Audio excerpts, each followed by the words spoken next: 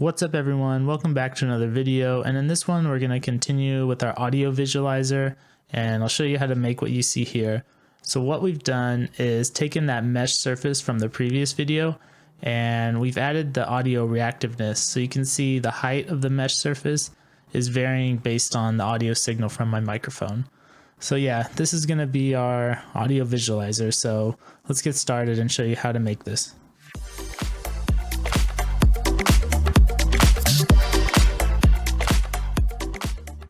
So to begin, I'm going to quickly walk through the changes that I made to the class in order to clean it up a little bit. So the first thing was, instead of calling the window W, we're now calling it window. And it's important to use descriptive parameter names wherever you can, because if you or someone else is going to look at this code later on, those single letter parameter names are just going to be confusing and it's not going to help the user. So we're going to use more descriptive ones. So we'll use window. For the noise object, instead of calling it self.tmp, we're going to call it noise, again to make it more descriptive.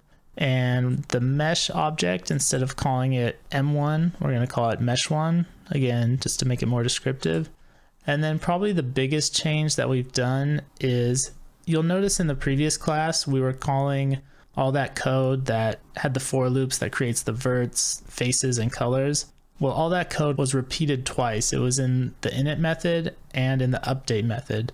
And it's not a good idea to have repeated code, because if you were to change it, you need to change it in two places. So it's always good to just use it once. So that's what we did. We got rid of all that code that's in the init method and the update method, and we made a separate method called mesh. So you can see here, this contains the loops for the verts, and then the loops for the faces and the colors. So now it's going to return those verts, faces, and colors, which are just NumPy arrays. And then we can just call that mesh method in our init method. So you can see here, it's called in the init method. And then we just return the verts, faces, and colors. And then also in the update method, you can see we're calling it, getting all those things back, and then updating our mesh object. So that pretty much summarizes all the changes that we made to do cleanup. So now let's add our audio information and make our mesh react to that audio. So the first thing we'll do is we're going to need to import a couple libraries. And again, I'm just going to copy and paste a lot of it. We've seen this code in previous videos, so I don't think we need to go through it line by line. But you'll need to import PyAudio, which lets us get the audio from the microphone and into Python. And then we're also going to use struct, and struct is going to let us unpack that audio into integers and then eventually convert it to NumPy arrays. So we're going to need those two libraries. Then we'll come down to right below these things that we're creating here, and then we're going to add our audio objects. So we're going to need two new parameters. So we're going to need self.rate, which is the sample rate, 44.1 kilohertz, and then our chunk size. So this is the number of samples per read that we're going to do from the camera.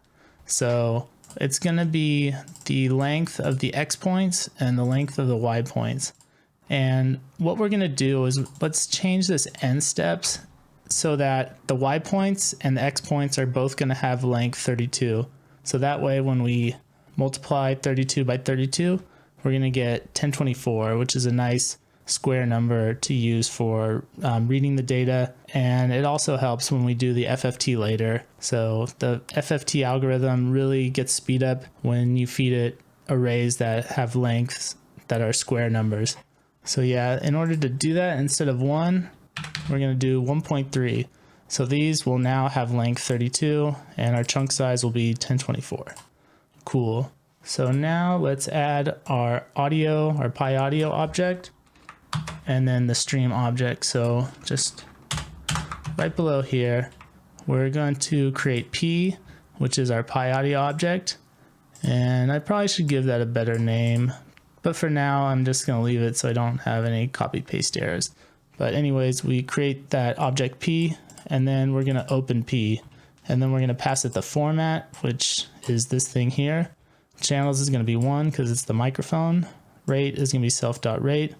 Input true, output true, and then frames per buffer is going to be our chunk size. So that's how many samples per buffer or per frame that we're going to take.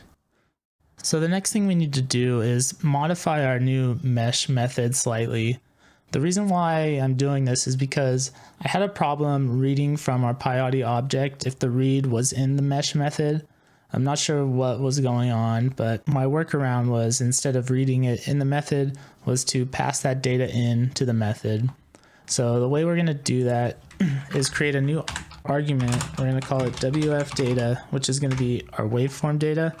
And it's just going to be equal to none for now. So now what we can do is add our read method, or our read object, in the update method. So I'm going to come down to the update method and we're going to create it right here. So now you can see that we're doing self.stream, and then we're going to read one chunk of data. So this is going to return that byte data. And that means that we need to pass in our WF data, which is going to be our WF data that we read from the microphone.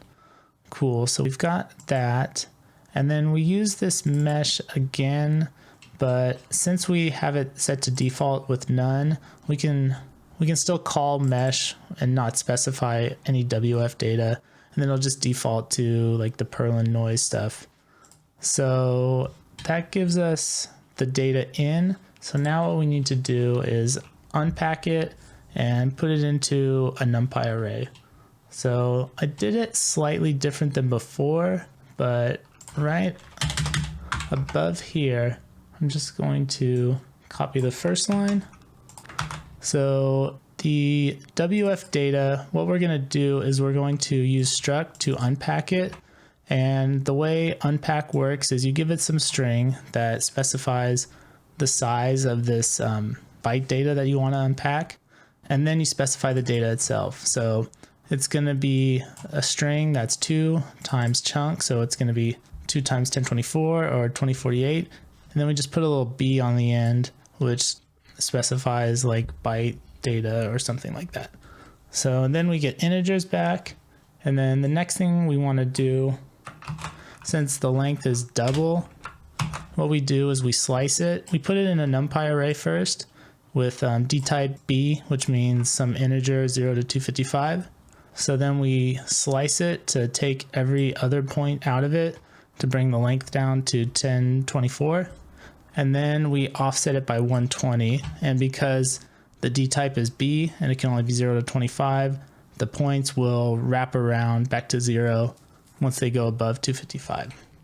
So this was all shown in the previous video. So yeah, if you want more details, you can refer to those videos in the series. And then what I did was I changed the D type again. So I want to be able to make it go, instead of like 0 to 255, I want it to be centered at 0 and have negative and positive values. So in order to do that, I changed it back to an int32 D type. So these are integers that can be positive or negative and span a huge range, not just 0 to 255. And then I take that 128 offset back, so that way it's centered at 0. Next thing I do is, because the height of this data is going to be just really high, I'm just going to lower it. So we're just giving it a slightly smaller amplitude. So multiply everything by 0.04.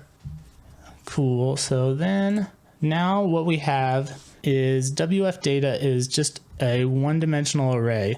So it's just like a list that's 1024 long. But you'll know that our vertices, or like the points in the mesh surface, it's really 32 by 32. So our WF data needs to be the same shape in order for us to put it in with the verts to represent the height. So the way we do that is we're just going to call reshape. So that works like this. So we're going to call, redefine it again, and it's just going to be itself, but reshaped. And the way reshape works is you just give it a tuple that specifies the shape. So it's going to be the length of X points and the length of Y points, which is 32 by 32.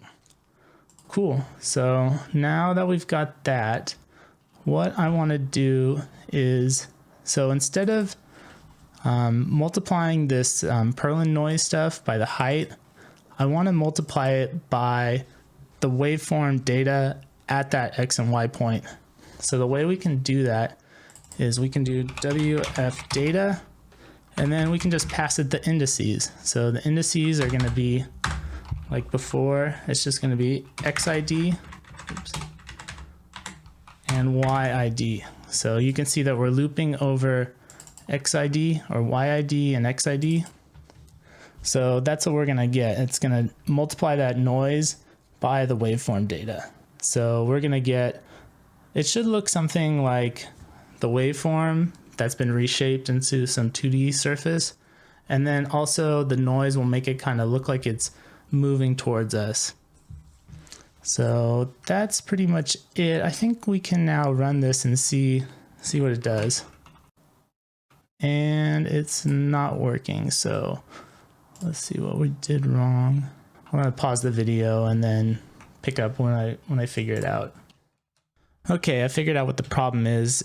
The problem is when we call our mesh method right here, we don't specify the WF data. So it's going to pass none through all this, and then it's going to error out right here. So in order to fix that, we'll say if not WF data, and then we can just tab all this over. So that way it only runs this if WF data has something, and then else we'll just say WF data is equal to 1. So that way it just multiplies. Actually, yeah, so we'll just say WF data is a MP array that is, we'll say it's going to be 1 times 10, 24, and then we'll just do this line here. So now we're just going to make an array of ones that's this shape. I probably could have done this a easier way, but I'm going to do it this way. So this should work now. Still doesn't work. What the heck? If WF data is not none, does that work? Okay, yeah, I'm not sure why that is, but anyways, yeah, so you can see here that we've got basically the same effect. So we've got the height varying with the data coming from our microphone, and I'm not sure if you can see it, but it kind of looks like it's moving towards you. So let me try and give it a constant tone so you can see it.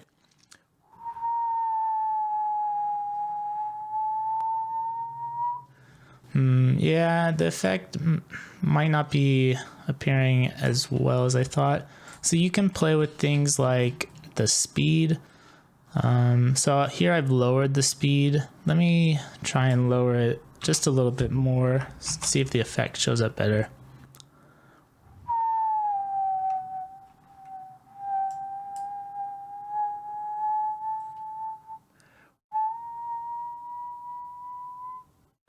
Well, yeah, maybe it doesn't show that flyover effect quite as much, but yeah, I think this is not too bad. You know, obviously it's not as good as like the iTunes visualizer, which I was going for, but it's a start. You know, the next thing would be to maybe add some slow rotation. So this sheet is like rotating in space instead of just having one fixed orientation and view in the window. So maybe add something like that. There's a lot more that could go on, like maybe some like fireworks, some dots, some traces, things like that. But I think at this point, we've got a good base foundation for our visualizer. And it's, like I said, it's gonna be posted on GitHub. So feel free to download, modify it, improve. I think it'd be really cool if someone else took this and, you know, kept working with it. So the sky's the limit, just limited by your creativity. But the idea is just to show you concept idea of how it could be done. So I'm going to leave you with a song that I've been working on in order for you to see this visualizer with some music, since that's the ultimate goal. I'll eventually post this to my SoundCloud, so I'll add a link in the description to my SoundCloud if you're interested in checking out some music I've made. But anyways, thanks again for watching. Give the video a like if you liked it. Any questions, leave them below, or the Facebook group. Code available on GitHub, and I'll see you guys in the next one. Peace.